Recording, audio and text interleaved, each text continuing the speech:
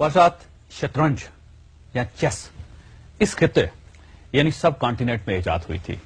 یہ گیم گپتا خاندان کی حکومت کے دوران سیزر نام کے ایک شخص نے ایجاد کی تھی اور اس کی ایجاد کے ساتھ ایک انتہائی دلچسپ داستان منسلک ہے.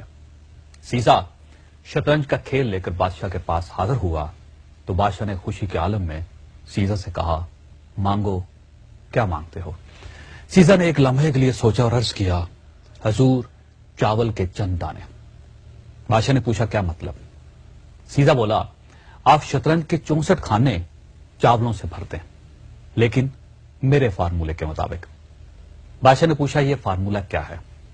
سیزر بولا، آپ پہلے دن پہلے کھانے میں چاول کا ایک دانہ رکھ کر مجھے دے دیجیے، دوسرے دن دوسرے کھانے میں پہلے کے مقابلے میں دگنے چاول یعنی چاول کے 2 دانے رکھ دیجیے، تیسرے دن تیسرے کھانے میں دوسرے کھانے کے مقابلے میں ڈبل یعنی 4 دانے رکھتے ہیں، اور آپ اسی طرح چاولوں کی تعداد کو ڈبل کرتے چلے جائیں یہاں تک کہ 64 کھانے پورے ہو جائیں. بادشاہ نے اس بیوقوفانہ مطالبے پر کہا لگایا اور یہ شرط قبول کر لی. اور یہاں سے خواتین حضرات دنیا کی وہ گیم شروع ہوئی جس سے آج کے دور میں مائکروسافٹ جیسی کمپنی نے جنم لیا.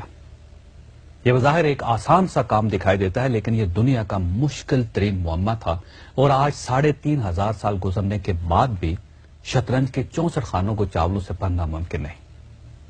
بادشاہ نے پہلے دن شطرنج کے پہلے کھانے میں چاول کا ایک دانہ رکھا اور اسے اٹھا کر سیزر کو دے دیا. سیزر چلا گیا. دوسرے دن دوسرے کھانے میں چاول کے 2 دانے رکھ دیے گئے. تیسرے دن تیسرے کھانے میں چاولوں کی تعداد 4 ہو گئی. چوتھے روز 8 چاول ہو گئے. پانچویں دن ان کی تعداد 16 ہو گئی. چھٹے دن یہ 32 ہو گئے. ساتویں دن یہ 64 ہو گئے. آٹھویں دن یعنی شطرنج کی پہلی رو کے آخری کھانے میں 128 چاول ہو گئے. نویں دن ان کی تعداد 256 ہو گئی. 10ویں دن یہ 512 ہو گئے. 11ویں دن ان کی تعداد 1024 ہو گئی. 12ویں دن یہ 2048 ہو گئے. 13ویں دن ان کی تعداد 4096 ہو گئی اور 14ویں دن یہ 8192 ہو گئے. 15ویں دن یہ 16384 ہو گئے اور 16ویں دن یہ 32768 ہو گئے.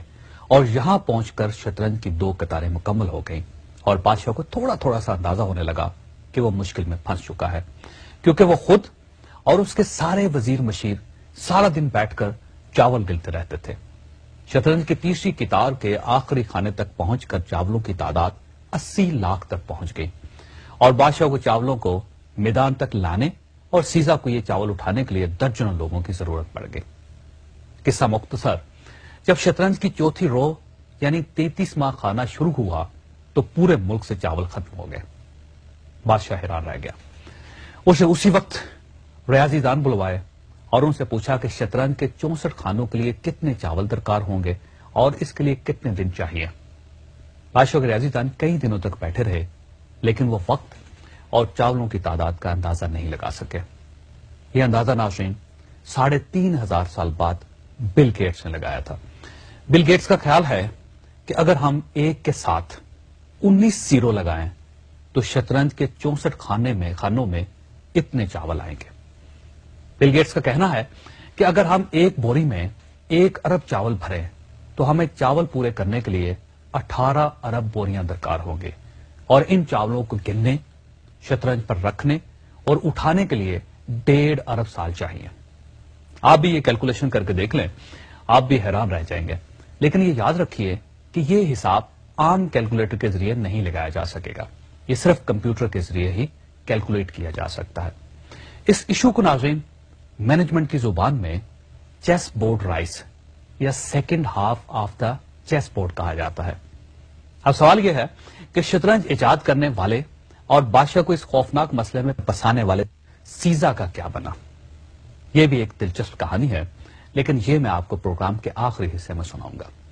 بادشاہ وہ داستان جو پروگرام کے شروع میں ادھوری رہ گئی تھی. بادشاہ نے شطرنج کے موجز سیزر کو شطرنج کی چوتھی رو پر پہنچ کر گرفتار کروا دیا تھا کیونکہ بادشاہ کو شطرنج کے ہاف میں پہنچ کر چاول پورے کرنے کے لیے 5.5 دن لگ گئے تھے. وہ اگلے خانوں کی طرف بڑھا تو ملک سے چاول ختم ہو گئے جس سے بادشاہ کو شدید بلڈ پریشر ہوا اور اس نے شطرنج بنانے والے کا سر قلم کرنے کا حکم دے دیا اور یوں شطرنج کا موجد مارا گیا. لیکن شطرنج کی سردردی آج تک قائم ہے۔ شطرنج انڈیا سے ایران پہنچی، وہاں سے بغداد، بغداد سے اسپین اور اسپین سے یورپ چلے گی اور آج پوری دنیا میں کھیلی جا رہی ہے۔ یہ بھی کہا جاتا ہے کہ سیاست شطرنج جیسی گیم ہے جس میں پیادے سے لے کر بادشاہ تک سارے کردار موجود ہوتے ہیں، بس ایک کردار نہیں ہوتا اور وہ کردار ہے جج۔